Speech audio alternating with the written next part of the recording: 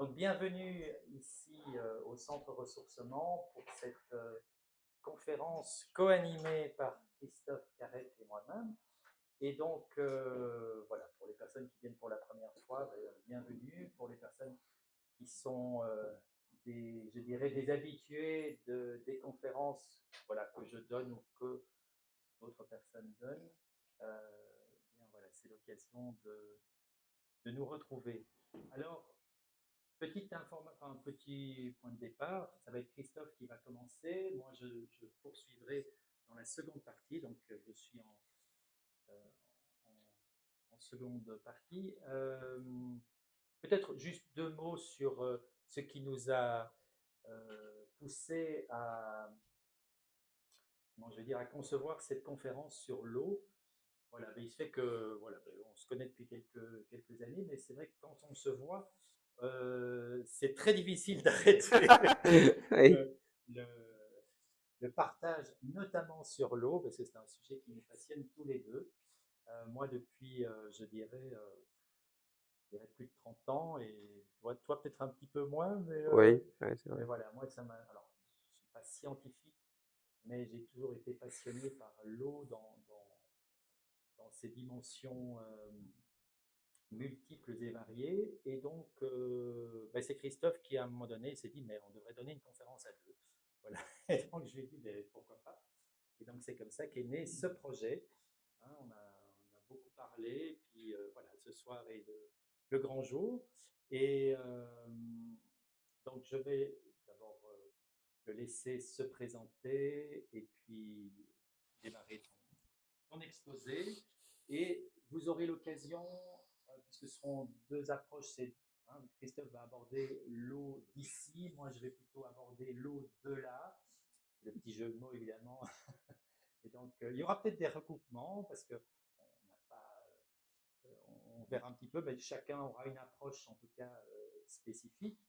Et si vous avez envie de poser des questions après l'exposé de Christophe, il y aura un peu de temps pour les questions, puis aborder le sujet, et puis il y aura des questions générales sur l'ensemble du.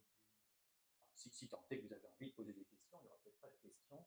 Vous aurez peut-être été assommé par nos deux exposés. Enfin, on espère que ce sera passionnant.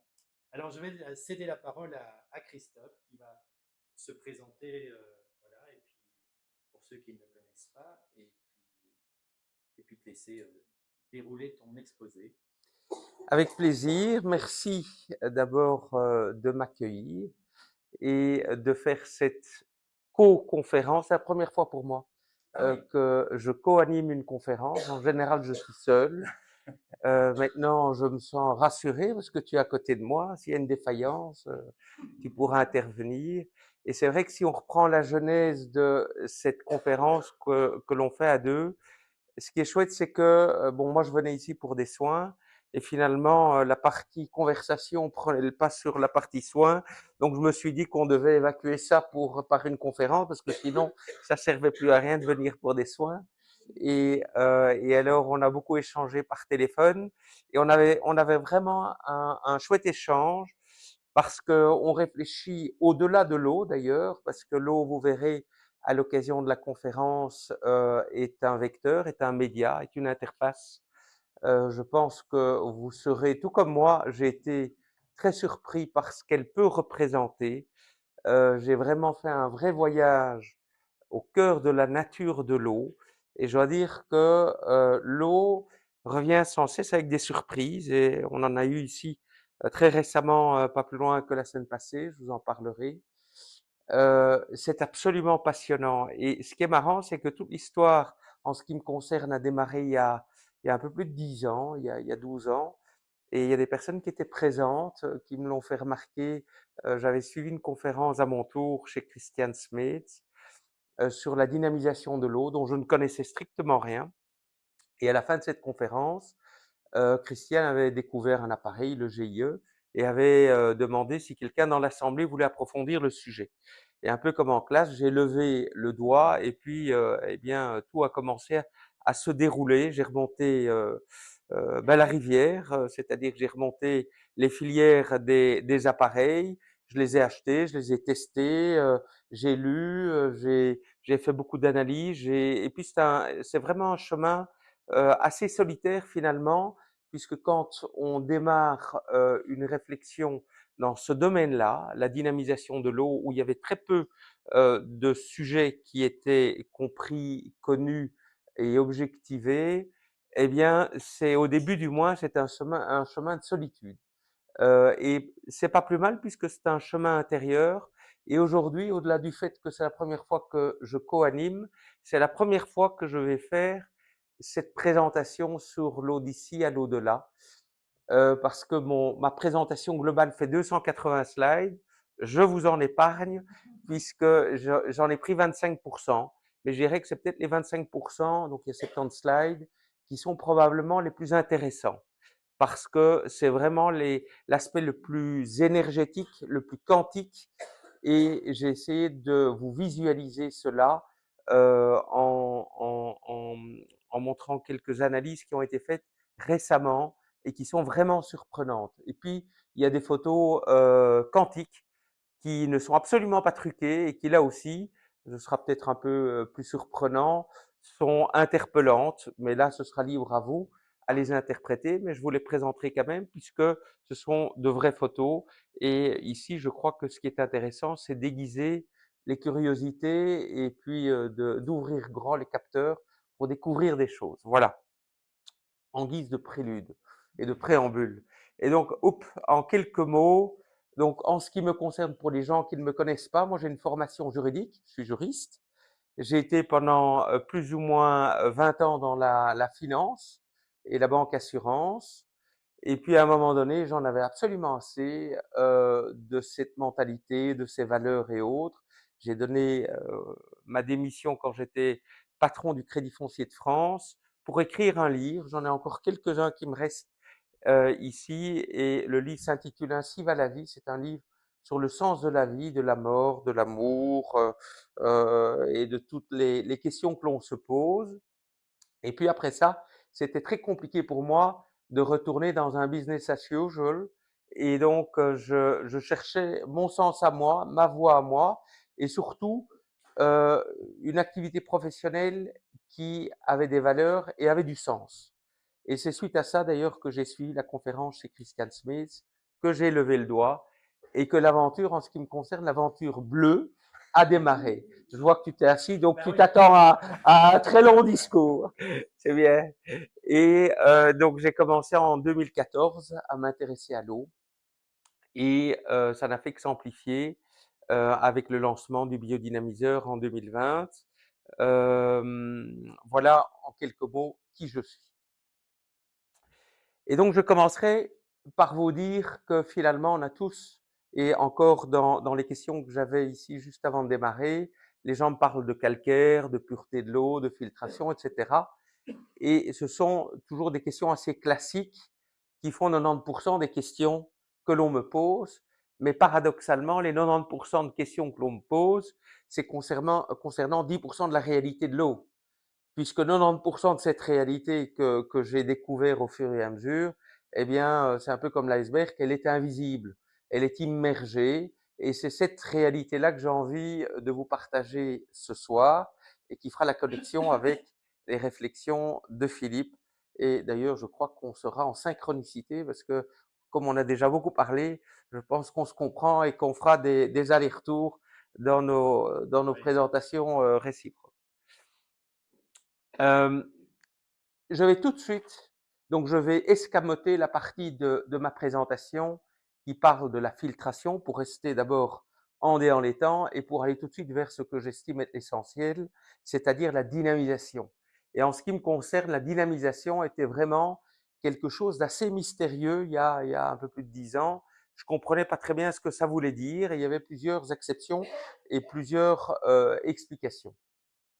Et donc, pour simplifier, la dynamisation, c'est retrouver une eau telle qu'on peut la retrouver en montagne. Une eau lumineuse, une eau qui bouge, une eau transparente, une eau qu'on a envie de boire, et puis une eau qui a du sens. Mais ça, vous verrez peut-être un peu plus tard, que ça n'est pas une vue de l'esprit, une eau qui a du sens. Parce que l'eau, c'est beaucoup plus que l'eau, c'est vraiment un vecteur, c'est une interface. C'est d'ailleurs dans toute l'histoire de l'humanité, l'eau a toujours joué un rôle extrêmement important et je pense que vous comprendrez au fur et à mesure de l'exposé pour quelles raisons. Et donc j'ai essayé de résumer ça dans une sorte d'image. Moi j'ai une mémoire assez imagée, ça vient de ma jeunesse où j'ai lu beaucoup de bandes dessinées, donc j'aime bien les images qui résument des idées. Mais si on parle de filtration, ben pour moi c'est le premier niveau entre guillemets de la compréhension de l'eau. Mais la filtration est nécessaire et la condition pour pouvoir monter et aller au sommet de la compréhension et de la qualité de l'eau. Et donc, après la filtration, il faut passer à la restructuration et à l'énergétisation de l'eau. Et ça, c'est le biodynamiseur ou l'appareil de dynamisation en général qui va s'en charger. Et donc, si vous voulez avoir une eau équivalente à une eau de montagne, il faut effectivement d'abord la filtrer et ensuite il faut la restructurer pour la réénergétiser enfin. Et là, vous allez avoir une eau exceptionnelle. Alors l'eau ou la dynamisation, il y a deux mots-clés, c'est restructurer, et j'expliquerai en quelques mots, et c'est réénergétiser. Restructurer, ça veut dire quoi? Il y a un petit film qui anime l'histoire, et vous verrez, ça représente une molécule d'eau qui est un dipôle, c'est-à-dire qu'il y a une charge positive et négative au sein de la même molécule, et toutes ces petites molécules entre elles, eh bien, elles vont se lier par différence de charges. Ce sont les ponts d'hydrogène ou les liaisons hydrogène. Et il y a des milliards de molécules d'eau dans un verre d'eau, dans une bouteille d'eau ou dans notre eau biologique. Et toutes les picosecondes, c'est-à-dire tous les milliardièmes de secondes, ces molécules vont se lier entre elles et vont créer la structure de l'eau. C'est ça, restructurer l'eau. Et par des appareils ou des observations spécifiques, on peut désormais voir quelles sont les bonnes et les moins bonnes structures de l'eau. Et donc la structure de l'eau, pour simplifier, c'est les ponts d'hydrogène et la façon dont les molécules vont s'agencer, se lier les unes aux autres.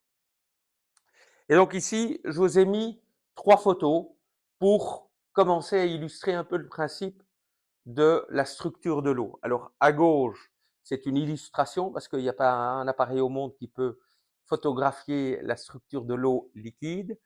Au milieu, là, on peut le faire, c'est en cristallisant une goutte d'eau et en la photographiant au microscope à fond noir, grossissement 200 fois, on peut cristalliser une goutte d'eau et observer ses fractales, sa structure géométrique, sa forme. Et puis à droite, c'est moins anodin et c'est de plus en plus subtil.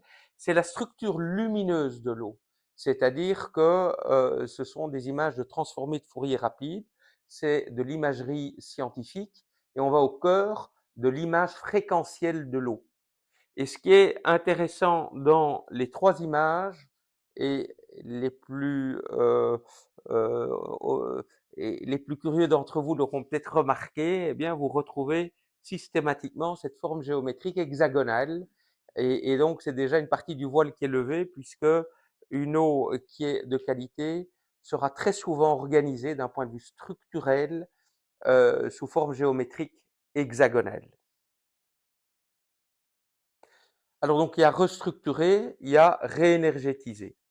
Réénergétiser, ben, on est entouré en fait d'énergie. Elle vient de l'espace, elle vient de la Terre, elle vient de nous tous ici ensemble. Toi Philippe, tu disais que les 50 GSM pouvaient te perturber, c'est de l'énergie. L'énergie, elle vibre tout le temps, tout autour de nous, et elle nous traverse.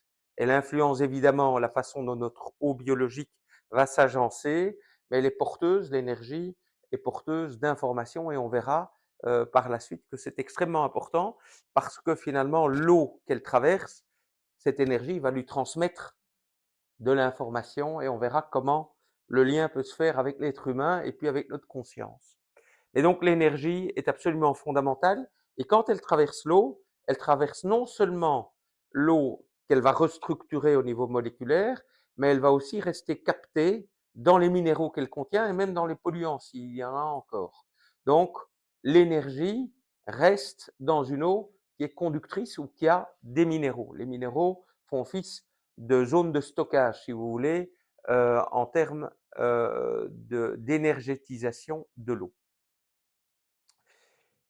Et ici, je vous ai rajouté ce slide pour cette phrase, en fait, que j'avais présentée à un colloque de médecins à Strasbourg. Ils avaient adoré cette phrase parce que les médecins, ils ont peu de temps et cette phrase résume 2000 pages d'études universitaires que j'ai achetées sur l'influence du magnétisme sur l'eau.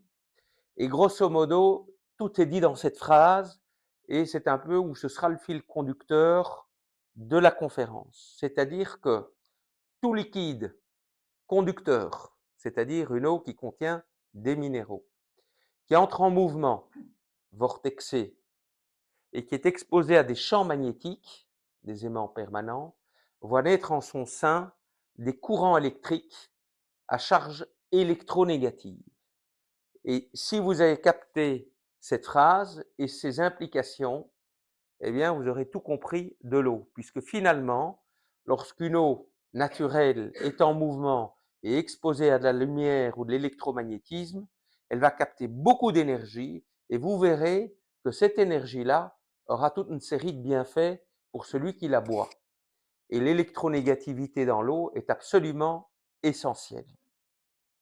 Cette phrase est vraiment le résumé de 200 études universitaires que j'ai acquises, qui sont mondiales et où j'ai pu revalider par des analyses que j'ai fait réaliser les 10 dernières années et dont je vous présenterai celles qui sont les plus relevantes et les plus intéressantes.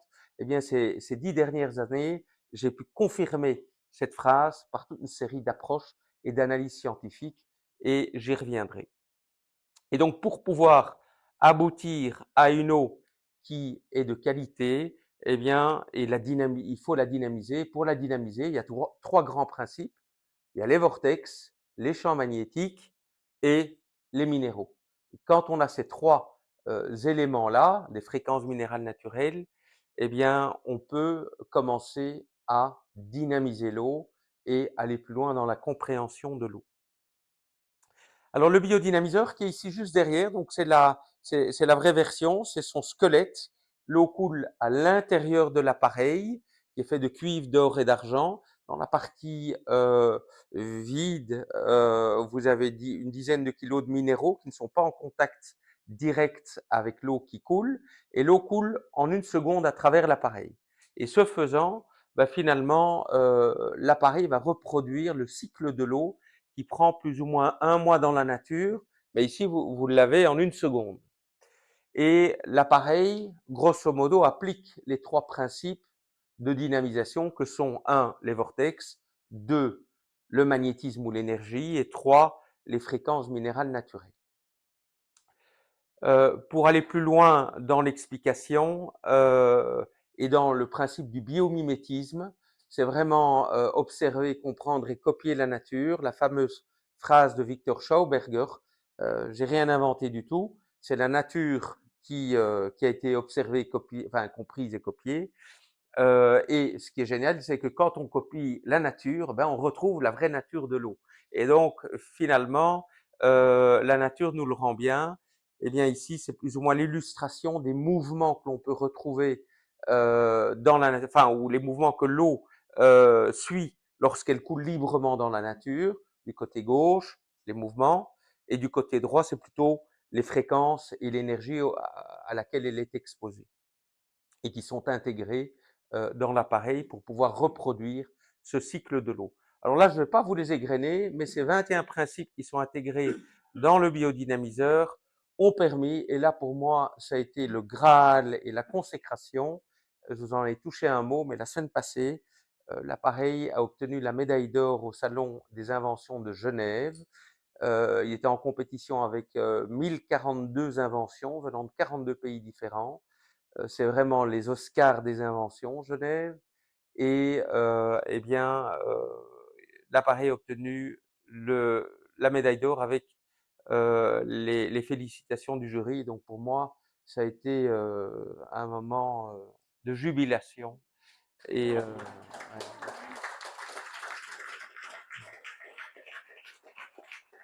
ouais. Et en même temps, j'ai reçu, parce que j'étais occupé à discuter avec ma femme en me disant, bon, ce sera jamais pour moi. Puisqu'il y avait que des Chinois, des Saoudiens et autres. Et donc, c'était un peu le monde entier qui était là. Et donc, j'estimais que où on n'était pas à notre place et on allait louper le rendez-vous. Et à un moment donné, j'ai vu sur le grand écran qu'il y avait le président, enfin, le vice-président d'une université de Hong Kong qui a rajouté un prix spécial pour le biodynamiseur qui est le prix ISTA, qui est le prix de la stratégie technologique, c'est de l'université de Hong Kong. Et donc j'ai reçu encore un prix pour l'appareil, un prix supplémentaire. Donc là c'était parfait. L'appareil a aussi obtenu en 2021 le prix de l'innovation à Lyon pour enfin au CIRA à Lyon. Et donc c'est un appareil qui commence effectivement à recueillir des médailles et une reconnaissance.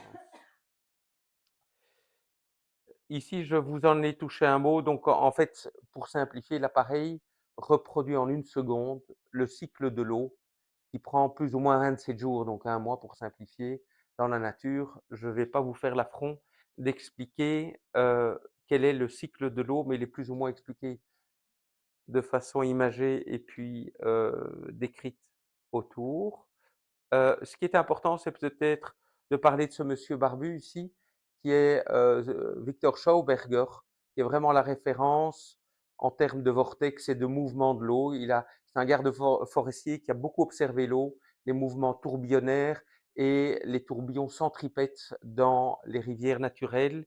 Et il a vu que quand l'eau tourbillonne de façon centripète, les vortex centripètes, eh bien, elle concentre l'énergie cinétique et elle transmet cette énergie à l'eau. Et donc le papa du vortex, avec tous ces beaux dessins, c'est Victor Schauberger. Moi, je suis en lien avec son petit-fils. Et c'est vrai que les vortex dans la nature, on les retrouve un peu partout. Là, je vais vous emmener dans la nature. Je vais vous montrer de l'infiniment grand à l'infiniment petit tous les endroits où on peut retrouver des vortex. Et donc, d'une part, évidemment, la Voie lactée, tout le monde sait que c'est un vortex. Ici, donc là, c'est une photo, mais à droite, c'est pas mal, ça vient de l'Agence spatiale européenne. C'est un petit film qui montre la Voie lactée en coupe. Et la coupe de la Voie lactée, c'est 100 000 années-lumière. Et vous allez voir qu'à un moment donné, ce qui est intéressant, c'est que la caméra fictive va se déplacer et va vous montrer à quoi ressemble la Voie lactée et donc toutes les étoiles qui en font partie et nous qui quelque part gravitons là plus ou moins au milieu. Et donc je vous laisse quand même regarder ça puisque on parle de l'endroit où nous sommes. Et vous voyez que la Voie lactée, qui est dextrogire pour les plus observateurs, donc qui tourne dans le sens des aiguilles d'une montre, est aussi un très très grand vortex. Et il y a des milliards d'étoiles dans la Voie lactée et il y a des milliards de galaxies. Donc, ça réexplique un peu l'endroit où nous sommes et ce que nous représentons. Hein, pour ceux qui se la prendraient de trop haut, ça permet de redescendre tout de suite un peu plus bas. Donc, et le soleil est plus ou moins là, comme ça vous savez, si vous avez besoin de donner rendez-vous à quelqu'un, où il doit aller. Alors évidemment, les nuages. Ça, ce sont des photos que je prends en forêt de soigne et je vois que bon, il y a beaucoup d'arbres, souvent des châtaigniers, etc., qui ont ces mouvements torsadés ou vortexés. Et donc, c'est quand même assez étonnant. Mais ce qui est encore plus subtil, c'est qu'à l'intérieur de l'arbre, et notamment la sève, elle va aussi emprunter ce mouvement tourbillonnaire ou vortexé pour remonter vers les feuilles. Donc, ce mouvement, c'est pas uniquement la partie visible, c'est aussi derrière l'écorce que ça se passe. Alors bon, évidemment les fleurs, les fougères, etc., les coquillages. Ce qui est intéressant ici, c'est une photo infrarouge. On voit à travers le coquillage et on voit que l'intérieur du coquillage est comme une double hélice d'ADN. Et donc on voit une double torsade, ce que je trouve toujours très subtil. Alors là, on va se rapprocher des humains, puisque forcément, on ne va pas que regarder la nature, on va aussi tout doucement arriver chez nous pour voir quel est le lien entre tout cela et puis l'être humain. Donc, au niveau des protéines, de la kératine ou des empreintes digitales, on voit qu'effectivement, il y a ce mouvement vortexé. Pour ceux qui ne le savent pas, le cœur, on l'appelle le vortex cardiaque, est aussi ou adopte aussi ce mouvement, et le sang à l'intérieur des vaisseaux sanguins est souvent tourbillonnant aussi. Donc, on le retrouve dans les viscères, dans les liquides et dans les parties névralgiques du corps humain. Et évidemment, l'eau naturelle va adopter ce mouvement-là aussi. Alors pourquoi est-ce qu'elle va l'adopter? Parce qu'il y a les forces de Coriolis, c'est-à-dire que comme la Terre est en rotation sur elle-même, qui tourne autour du Soleil, qui lui-même tourne autour du centre de la galaxie, ben, tous ces mouvements rotatoires vont faire en sorte que les nuages, l'air, la mer, l'eau, eh bien, tournent de façon vortexée sur la Terre. Ce sont les forces de Coriolis qui expliquent les vortex sur la Terre. Et donc, on les retrouve évidemment, et on se rapproche du sujet de la conférence au niveau de l'eau. Bon, là, je vous ai montré quelques petits films que je prends souvent en montagne. Je ne vais pas tous vous les montrer, mais je vous en montre quelques-uns. Mais dès qu'il y a des pierres, l'eau va commencer à avoir ce mouvement tourbillonnaire ou des vortex longitudinaux, et il y a des vortex verticaux. Alors ici, c'est un vortex vertical dans une rivière en Europe de l'Est. Donc il n'y a pas de trucage, hein, je n'ai pas mis un aspirateur en dessous pour faire le film. Mais on voit que ça, c'est les rivières dans l'eau douce. Bon, vous voyez que c'est encore assez amateur, hein, ce qui est un gage d'authenticité. Mais, et ça, ce sont les toutes, et là, je trouve ça magnifique, ça a 1 mois, ça vient d'être libéré par la NASA. Ce sont de vraies images de la Terre et des mouvements de la mer. Donc tous les 3 jours, c'est plus ou moins 1 seconde. Et ce sont les tourbillons ou les vortex qui se produisent dans la mer. Alors ici, c'était au sud du Japon. Euh, les diamètres des vortex, c'est plus ou moins 1000 kilomètres et il reste pendant 2 ans actif. Là, on va arriver au sud de la Corne de l'Afrique et on voit qu'il y a une quantité de vortex gigantesque. Et donc, grâce aux satellites, on voit qu'effectivement, au niveau de la mer, il y a ces mouvements tourbillonnaires extrêmes et qui traversent les océans. Et en l'occurrence, vous allez voir que ça traverse l'Atlantique. Et on va aller dire bonjour à Donald, puisqu'on va passer vers l'Amérique, mais, mais vers le golfe du Mexique, hein, pas vers le golfe d'Amérique. Puisqu'il faut résister. Et donc, vous voyez que au nord de l'Amérique du Sud, vous en avez quelques-uns aussi. Et puis, au large de la Floride, vous en avez un paquet. Et lorsqu'il y a des accélérations, bon, ça dure 5 minutes. Donc, je vais pas vous, parce que comme j'ai 45 minutes, c'est beaucoup de mon temps de parole qui est pris. Donc, ça, mais les accélérations peuvent prendre plus ou moins 200 mètres par seconde, ou 2 mètres et demi, pardon, par seconde, ce qui est assez rapide. Et donc, ils ont fait le tour de toute la Terre. Et autour de toute la Terre, vous avez ces mouvements tourbillonnaires au niveau des océans. Non, non, parce que c'est assez lent, hein. Mais les navigateurs qui traversent voient qu'ils sont dans un immense vortex. Ce sont des eaux cohérentes qui ont la même salinité, la même température et qui gardent, par exemple, tout le phytoplancton et toute la faune marine reste concentrée dans ces immenses vortex. On appelle ça des taxidos, et donc ils peuvent traverser les océans et ils font un brassage comment dire, de vie marine d'une partie de la Terre à une autre partie de la Terre. Alors vous avez, parce que comme ça je vous aurais montré tout ce qui était possible et imaginable au niveau des vortex, et là ce sont plutôt des vortex colonnaires. Vous avez peut-être vu à la télévision, il y a pas longtemps, il y en avait eu au large de la côte belge. C'est lorsqu'il y a des différences de température. En fait, ce sont des mélanges d'air et de vapeur d'eau qui tourbillonnent de façon extrêmement rapide au-dessus de la mer. Et je vous montre tout ça parce que en fait, ce sont tous des mouvements vortexés qui sont reproduits dans le biodynamiseur. Et donc, c'est vraiment par biomimétisme que l'appareil a été construit, mais en observant, comprenant et copiant la nature. Et en l'occurrence, c'est pour ça que je vais l'activer, mais ça se passe très vite.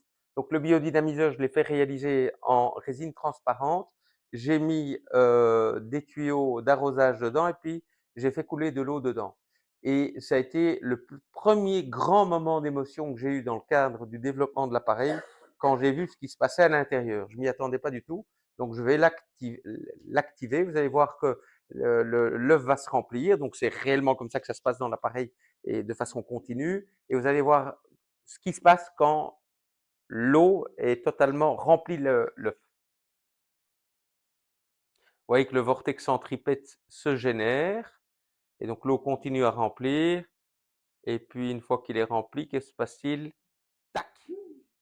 Il y a un vortex colonnaire de milliers de tourbillons qui se produisent à l'intérieur de l'appareil et qui vraiment vont amener le climax de l'énergie cinétique à l'eau qui va circuler à l'intérieur de l'appareil et qui circule extrêmement rapidement puisque sur base de la pression de l'eau de ville, à plus ou moins 3 bars, eh bien l'eau va tourbillonner de façon extrêmement rapide et de façon continue dans l'appareil chaque fois qu'on prend de l'eau à une douche ou un bain.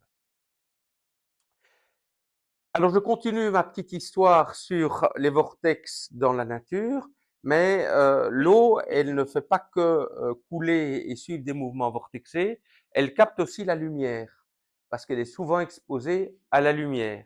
Et donc, soit au niveau de la rosée du matin, soit lorsqu'elle dans des chutes d'eau, soit même au niveau de l'écume des vagues, et ce qui est moins commun, mais lorsqu'il y a des cristaux de glace dans le ciel, il y a des diffractions de la lumière et donc on voit qu'il y a ce lien intime entre la lumière et le spectre de lumière visible, qui est en fait de l'énergie électromagnétique, et l'eau sous toutes ses formes et à tous les endroits. Il y a vraiment une interaction. Et la même chose avec le magnétisme. Le magnétisme de la Terre, je vais activer la petite animation ici. Donc on est sur la Terre et vous savez que ça forme un donut. Et si on n'avait pas ce bouclier ou cette magnétosphère, ce bouclier magnétique qui nous protège, bien on serait tous grillés par les rayons du Soleil.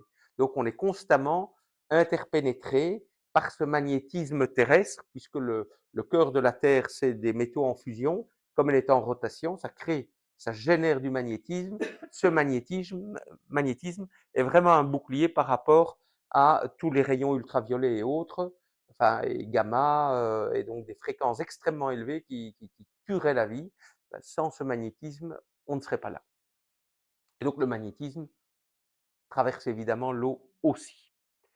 Alors l'eau capte non seulement les minéraux, mais aussi les fréquences que ces minéraux ont stockées, puisque ces minéraux, la croûte terrestre capte l'énergie de l'espace et de la Terre.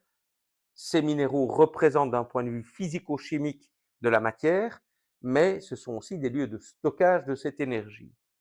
Et donc, on peut voir que ici, les veines de marbre dans les roches dans les Alpes, qui se retrouvent ensuite dans les rivières et qui se font au fur et à mesure éroder, qu'on retrouve dans l'eau, mais dans l'eau, il n'y a pas que le minéral, il y a aussi la signature énergétique du minéral qui subsiste et qui est intéressante. Alors maintenant, je vous ai brossé grosso modo la partie naturelle. On va rentrer dans la partie scientifique et dans des choses absolument magiques qui ont été observées. J'ai pris que les photos entre guillemets les plus intéressantes et qui vont illustrer et soutenir le propos de l'énergie et l'eau.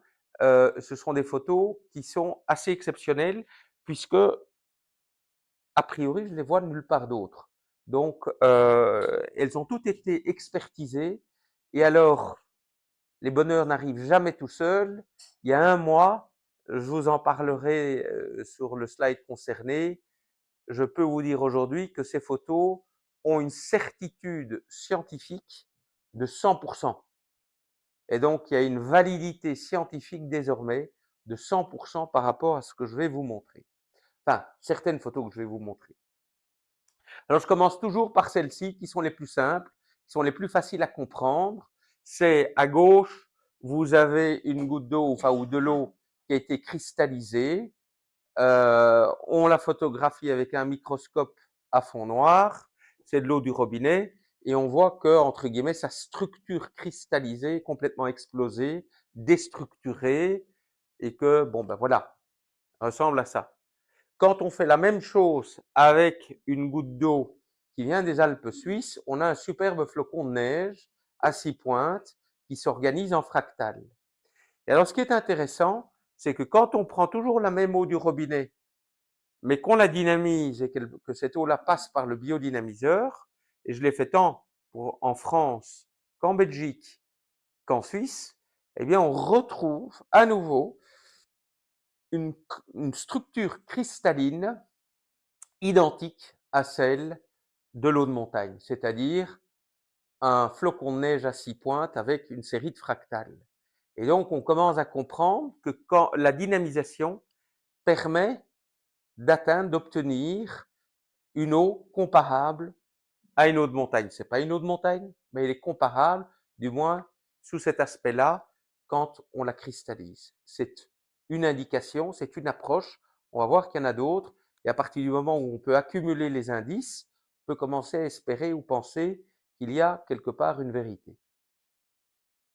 Et là, on arrive en ce qui me concerne, le plus important, et ces photos-là ont abouti à quelque chose d'exceptionnel, vous allez comprendre. Donc ça, ce sont des photos électrophotoniques.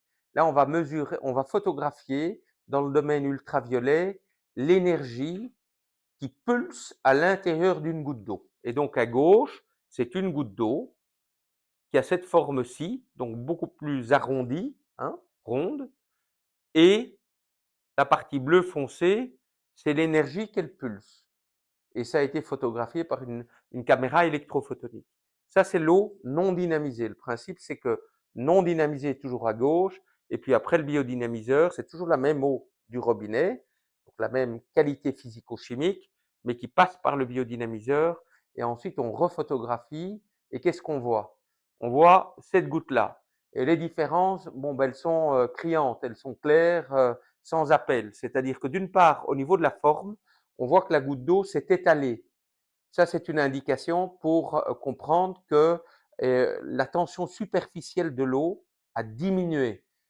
Si la tension superficielle de l'eau qui diminue, ça veut dire que si vous avez une goutte d'eau comme un dôme, eh bien, si la tension superficielle diminue, ça va s'aplatir et donc l'eau devient beaucoup plus mouillante, ce qui veut dire que pour les cellules, elle va pénétrer beaucoup plus facilement à travers les aquaporines pour détoxiner le corps et nettoyer les déchets métaboliques. C'est essentiel au niveau de la santé. Et donc, on voit ça au niveau de la forme.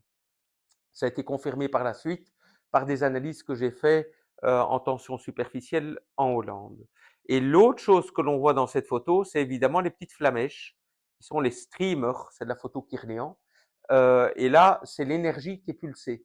Et on voit qu'il y a beaucoup plus d'énergie pulsée dans l'eau dynamisée que dans l'eau non dynamisée. Et donc, sur base de la différence de ces deux photos qui ont été reproduites, mais des dizaines de fois, et puis expertisées par le professeur Marc-Henri d'une part, et ensuite par le docteur Michel van Wassenhoven, eh bien, on peut dire qu'effectivement, l'eau qui a été dynamisée a plus d'énergie et est nettement plus hydratante parce que sa tension superficielle est plus basse. Et là, ça, c'est le slide qui est tout à fait nouveau et qui date d'il y a un mois et qui a été l'autre grand sujet et motif de satisfaction me concernant. J'ai eu un coup de téléphone inopiné du président de l'association des homéopathes de Belgique, qui s'appelle Michel van Wassenhoven, qui voulait reproduire la caméra électrophotonique qui n'existe plus. Il avait besoin de photos électrophotoniques et ni le professeur Marc-Henri, ni le laboratoire qui avait fait les photos n'avaient gardé des photos. Et moi, comme je suis un peu un bibliothécaire, inventaire et autres, j'avais tout gardé. Et donc, je les lui ai envoyés. Il a pu faire ses analyses de reproductibilité sur lesquelles je ne vais pas revenir ici. Mais sachez que il a permis, parce que les photos électrophotoniques initiales de 2019 avaient une fiabilité statistique de 80%. Après les expertises de Marc-Henri, la fiabilité statistique était montée à 95%. Et depuis mars 2025, donc vous voyez un peu le chemin, il y a maintenant une certitude absolue, une fiabilité statistique de 100% sur les conclusions de l'analyse électrophotonique. C'est-à-dire qu'avec certitude, on peut dire, c'est toujours le principe gauche-droite, gauche, ben, vous voyez les différences de forme, il y a plus de capacité d'hydratation pour l'eau dynamisée et il y a plus d'énergie pour l'eau dynamisée. Gauche-droite, ça c'est des photos de transformés de Fourier rapide. Le fait que le halo de lumière jaune s'agrandit veut dire en fait que l'eau pulse à de plus basses fréquences. C'est devenu une certitude scientifique. Et les basses fréquences sont très positives pour l'eau puisque tous les organismes vivants ne sont compatibles qu'avec des pulsations de basse fréquence. Et trois, et là je me suis amusé, moi, mais puisque j'ai commencé à zoomer dans toutes ces photos, puis je me les suis envoyées sur mon téléphone qui me filme là, j'ai mis mes filtres à moi et j'ai commencé à essayer de comprendre ce qui se passait en termes de structure et d'organisation de la structure ou de l'image fréquentielle de l'eau dynamisée. Et qu'est-ce qu'on peut voir, et ça a été confirmé dans le rapport d'analyse aussi, c'est que à gauche, on voit que la structure est beaucoup plus floue, il y a moins de contraste, il y a moins de superstructure, etc. Tandis que le côté droit, c'est la photo que je vous ai montrée tout à l'heure, il y a beaucoup plus de symétrie, c'est mieux organisé, il y a plus de contraste, comment dire, l'énergie est plus nette, est plus concentrée, est plus riche, il y a plus d'informations en fait. Et vous commencez à comprendre vers où on va. Donc dans l'eau dynamisée, le fait qu'elle a plus d'énergie, plus de symétrie, plus d'organisation et plus d'informations, ben, ça veut déjà dire quelque chose. Hop. Et notamment ce que ça veut dire, et ça, c'est vraiment le lien entre l'énergie présente dans l'eau et l'être humain. À gauche, c'est mon doigt que j'ai mis dans cette petite encoche ici. Et puis juste devant, vous voyez une autre petite encoche qui est destinée à recevoir une goutte d'eau avec une pipette. Et on met d'abord une goutte d'eau là, une goutte d'eau du robinet. Et la caméra électrophotonique fait la photographie. Ça, c'est la goutte d'eau au-dessus de mon doigt. Et ça, c'est le doigt en question. Vous voyez que le doigt rayonne de l'énergie et que l'eau, entre guillemets, n'en rayonne pas. Par contre, après dynamisation de la même eau et qu'on refait le même procédé, que se passe-t-il? Il y a des ponts photoniques, et ça s'est reproduit 20 fois sur les 20 doigts. Enfin, je l'ai fait 2 fois avec mes 10 doigts. Je l'ai pas fait avec mes doigts de pied. Et donc, il y a des ponts photoniques, c'est-à-dire que l'énergie présente dans l'eau se transmet et va même bien au-delà de la périphérie du doigt. C'est comme si elle alimentait le corps énergétique. Et donc, il y a une sorte d'affinité énergétique entre une eau dynamisée et l'énergie corporelle ou l'énergie du corps. Et ça, Dixit Georges Vieildan, qui est le patron du laboratoire, c'était vraiment très interpellant. C'est la première fois qu'il constatait ça en 10 ans d'existence de sa caméra. Et il était complètement bluffé et il trouvait que ça méritait des analyses supplémentaires puisque c'était vraiment très interpellant.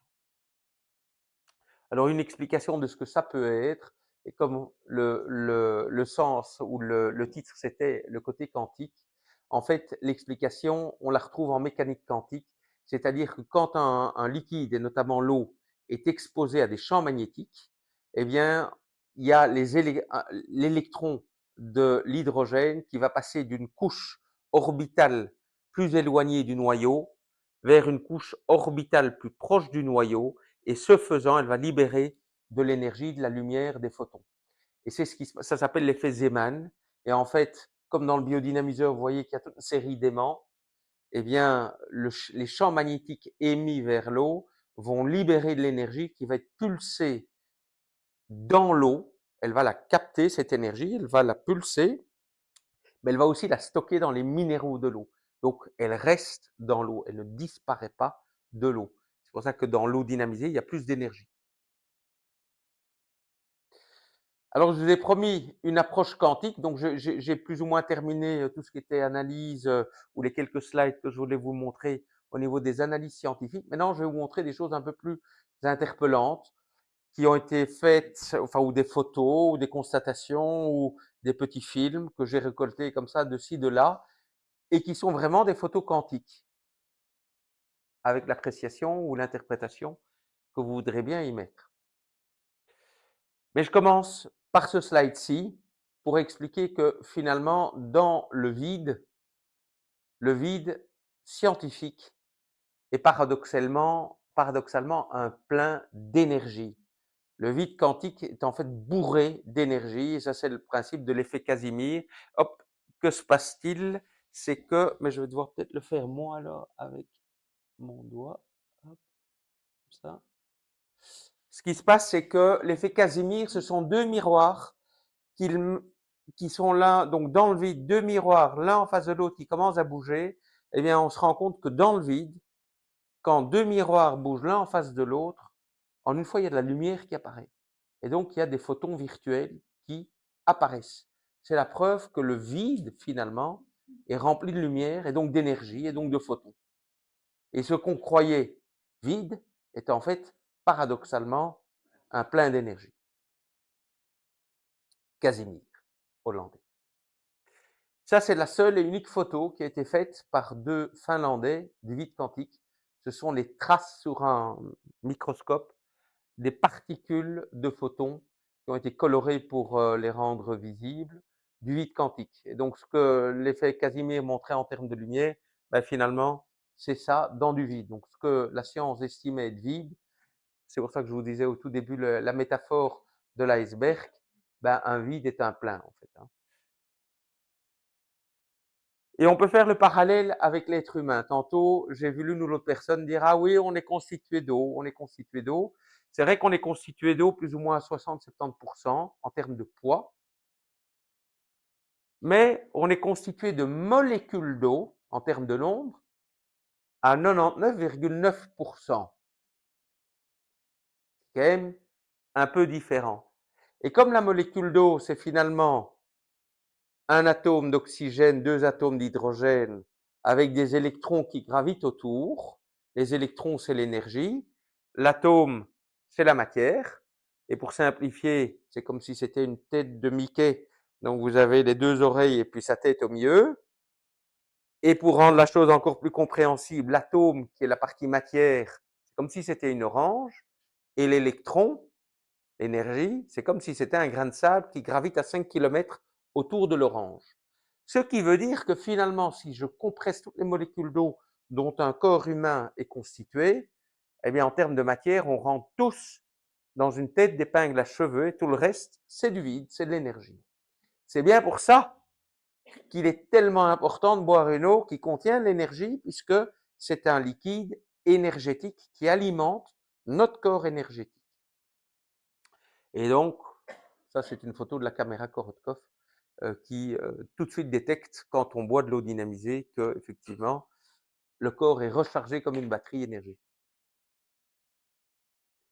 Mais ce qui est plus intéressant, et là on arrive tout doucement, peut-être que là on va faire un pont avec ce que toi tu vas raconter, Philippe, c'est que quand on va plus loin dans l'histoire, et ça c'est quand même passionnant, j'ai passé un peu de temps là ce matin à approfondir le sujet, parce que chaque fois que j'aborde un sujet, j'essaye d'avoir aussi les références de ceux qui l'ont dit et vérifier si c'est exact, parce qu'il y a tellement de choses que l'on raconte que sinon, voilà.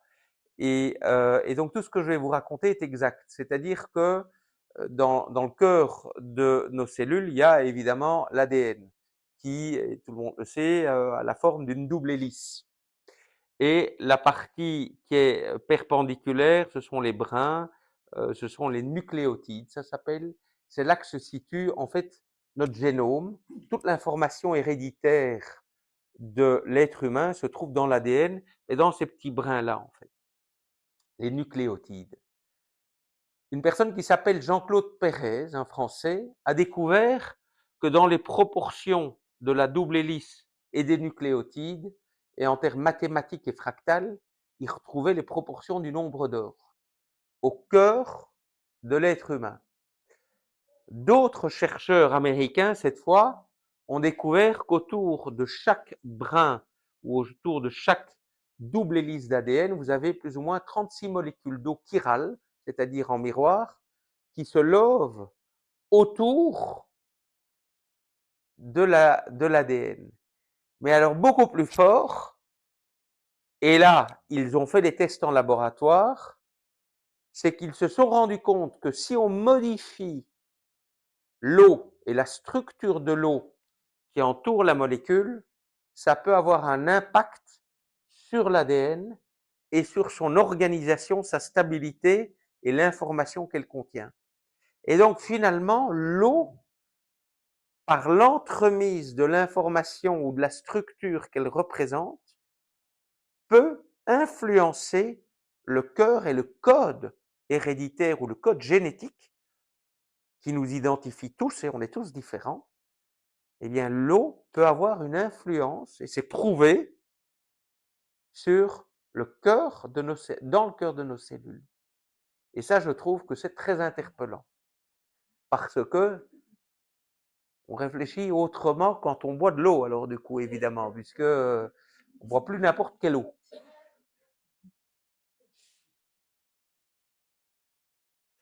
Alors, les interactions, ça, je trouvais très intéressant aussi, je voulais vous le montrer.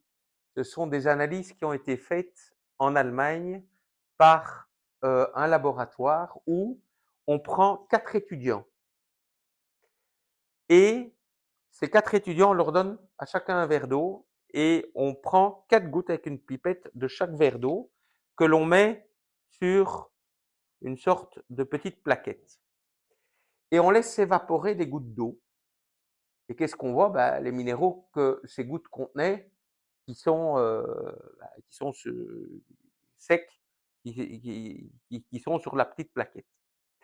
Et ce qui est intéressant à observer, c'est que horizontalement, c'est l'étudiant 1, on voit tous les minéraux ont la même type de structure après évaporation de l'eau. La même chose pour l'étudiant 2, pour l'étudiant 3 et pour l'étudiant 4. Mais c'est chaque fois la même eau.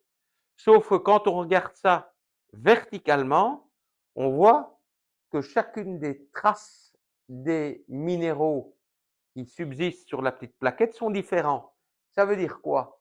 Ça veut dire que l'étudiant 1 a son énergie bien à lui, que l'eau a capté, qui a fait en sorte que cette eau se restructure d'un point de vue moléculaire de façon différente et que forcément les minéraux qu'elle contient sont structurés de façon différente puisque la structure moléculaire de l'eau a changé en raison de l'énergie de la personne A. Et la même chose pour les 3 autres. Et donc on voit bien l'interaction entre l'énergie ou l'énergie personnelle de la personne, l'eau, et puis tout ce que ça rayonne autour. Ce sont des observations qui sont interpellantes. Alors ici, là, il y a quelque chose de magique aussi. Ça, ce sont des images sonores. Ça, c'est fait en Angleterre. Grosso modo, je vous explique comment on le fait, et puis je vais vous expliquer la conclusion que ces gens ont fait est absolument dingue.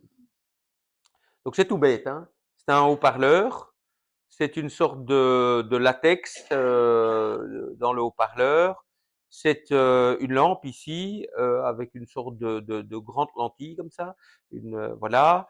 On met de l'eau ici, puis on met une caméra là. Et qu'est-ce qu'on va faire? On va mettre des fréquences Hertz en dessous et on va voir que l'eau va commencer à bouger puisque elle est exposée à de la musique, pour simplifier, des fréquences hertziennes. Et comme il y a cette lumière qui va être latérale, on va pouvoir voir les mouvements de l'eau, etc. Et on va pouvoir en déduire certaines choses. Ça s'appelle le cimascope. Et donc, je vais animer ça. Et ici, ça a été fait au ralenti et puis ça a été retravaillé par ordinateur. Et donc, en fonction des fréquences hertziennes, vous avez l'eau qui va commencer à entrer en mouvement, adopter des formes géométriques différentes qui sont fonction de l'intensité des fréquences sonores à laquelle elle est exposée. Et là, pour la compréhension de l'histoire, un peu comme un kaléidoscope, on prend comme une tranche de la partie superficielle de l'eau et on montre comment l'eau bouge. C'est un peu du Masaru Emoto 2.0 animé. Plutôt que de voir le côté figé du cristal, on voit le côté liquide et on voit que l'eau qui est tout le temps en mouvement et que toutes ces formes géométriques sont absolument magnifiques et symétriques. Et donc, ces gens ont été beaucoup plus loin. en appliquant cette méthodologie-là, qu'est-ce qu'ils ont fait? Ils ont appliqué la théorie Méréon. Et là, je vous demande de m'écouter un tout petit peu, parce que ça, c'est quand même assez bluffant. C'est-à-dire qu'ils ont pris les fréquences électromagnétiques de la pulsation d'une étoile, du cœur humain et d'une cellule humaine. Ils l'ont converti en fréquences hertziennes, ils l'ont mis dans le haut-parleur et ils ont fait la technique que je viens de vous montrer en regardant les formes géométriques. Et puis, ils ont fait des ralentis et à chaque intersection des petits creux, des petites crêtes, des petites vaguelettes, etc., ils ont mis des points. Ils ont relié les points entre eux et ils ont composé des formes géométriques. Et en faisant ces formes géométriques, pour les 3 fréquences hertziennes des 3 manifestations de la vie globale que je vous ai indiquées, ils ont pu faire des pentagrammes dans lesquels il y avait des pentagones, et ces pentagones, chacune des branches d'un pentagone, la hauteur sur la base, correspond au nombre d'or, à la suite de Fibonacci, etc. Donc le nombre d'or, finalement, la proportion du nombre d'or, 1 versus 1,618, se retrouve dans les fréquences émises par l'étoile, par le battement de cœur humain et par la cellule d'un être humain. Et donc on est tous reliés par le même type d'information, de code ou d'énergie. On est tous reliés. Et ça, je trouve que c'est magnifique par le truchement de l'eau et de l'énergie qui la traverse, de pouvoir arriver à visualiser et comprendre ce type d'interaction entre la vie de façon globale.